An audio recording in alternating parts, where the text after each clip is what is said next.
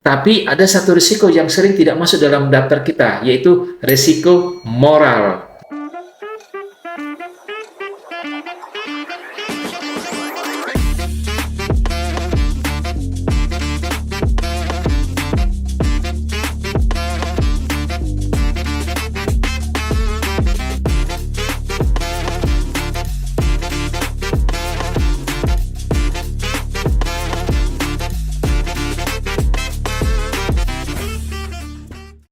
RMC.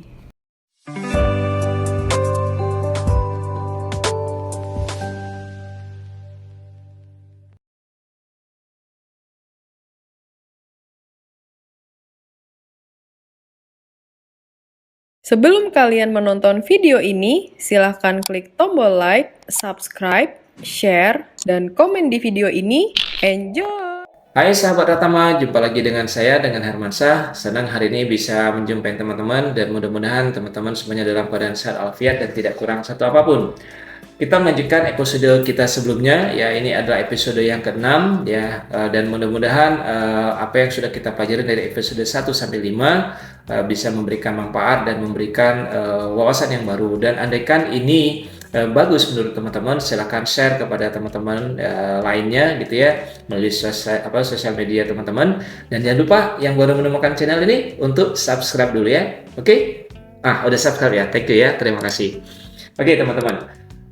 Kalau kita bicara dalam dunia bisnis ya, kita sering mendengar kata risiko gitu ya, risiko, dan bahkan kita sangat serius mengelola risiko yang kemudian kita mengenal dengan istilah business risk management gitu.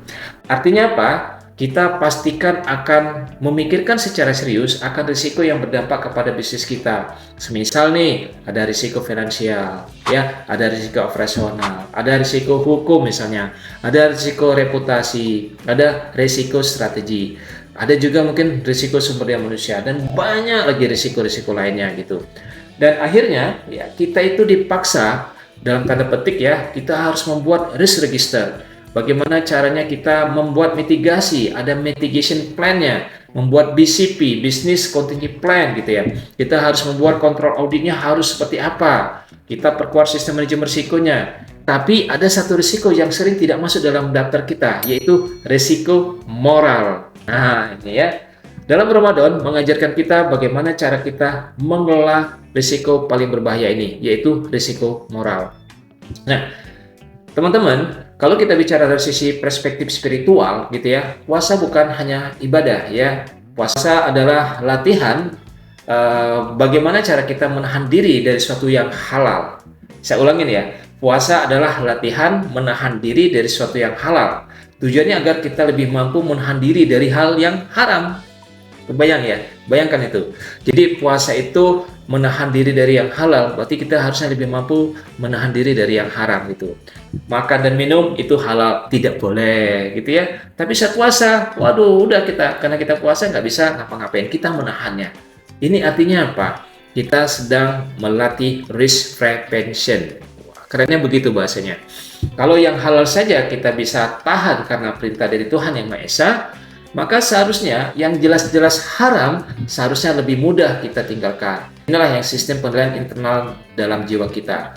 Jadi kalau kita bicara dari sisi perspektif risk management dan governance, maka dalam sistem manajemen risiko berdasarkan ISO 31000, risiko itu didefinisikan sebagai effect of uncertainty on objective.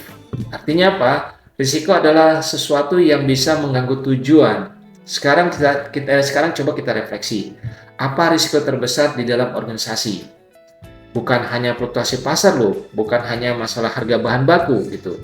Tetapi risiko yang seringkali mengganggu dan menghancurkan organisasi adalah terkait dengan apa? Keserakahan. Ya, ini mungkin nggak ada dalam kita membuat edukasi risiko keserakahan gitu ya. Kedua misalnya konflik interest. Fraud kecil-kecilan dibiarkan gitu ya, atau misalnya keputusan yang emosional, atau ego pemimpin itu juga bisa gitu ya.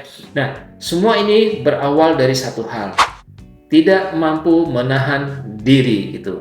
Dan disinilah puasa menjadi training risk management terbaik ya. Puasa melatih kita untuk bagaimana kita mengidentifikasi potensi pelanggaran dalam diri. Puasa melatih kita untuk menahan dorongan sesaat, dan puasa juga melatih untuk mengontrol impuls sebelum tindakan. Nah, dalam risk management ada istilah tindakan mencegah lebih murah daripada tindakan perbaikan, gitu ya. Begitu juga dalam hidup, menahan diri sebelum salah lebih murah daripada memperbaiki reputasi setelah kita terjatuhkan, gitu. Oleh karena itu, kalau kita bicara masalah bagaimana puasa dan risk management sebagai metode untuk menahan diri sebagai risiko moral, maka kita bisa melakukan dengan 3 cara, gitu ya. Bagaimana caranya kita mengelola risiko moral tersebut? Pertama adalah identify your personal risk. Itu yang pertama. Setiap orang punya titik lemah. Kenalin di mana potensi Anda kemungkinan akan tergelincir. Itu yang disebut dengan identify your personal risk. Kedua adalah build internal control system. Bukan hanya sistem perusahaan yang diaudit, hati kita ini juga harus diaudit setiap hari. Yang ketiga adalah delay temptation, ya. Banyak kesalahan terjadi karena keputusan cepat tanpa refleksi. Biasakan menunda respon saat godaan muncul. Oleh karena itu, teman-teman yang saya banggakan, organisasi bisa selamat dari krisis ekonomi, bisa selamat dari pandemi, ya, bisa selamat dari kompetisi, tapi sering tidak selamat dari krisis moral, gitu. Makanya dalam Ramadan ini bukan hanya tentang ibadah personal, ini tentang bagaimana membangun sistem pengendalian internal dalam diri. Karena ketika manusia mampu mengelola risiko dalam dirinya, maka organisasi akan lebih aman. Dan pada akhirnya, ya, risk management terbaik bukan hanya di atas kertas, tetapi di dalam hati kita. Mari kita jadikan Ramadan sebagai momentum memperkuat kontrol diri kita. Karena pemimpin yang mampu menahan diri adalah pemimpin yang mampu menjaga organisasi.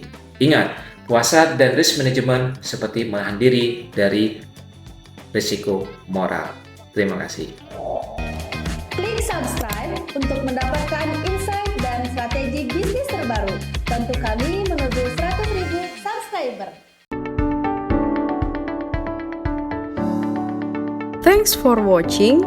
Drop a like, leave a comment, and don't forget to subscribe.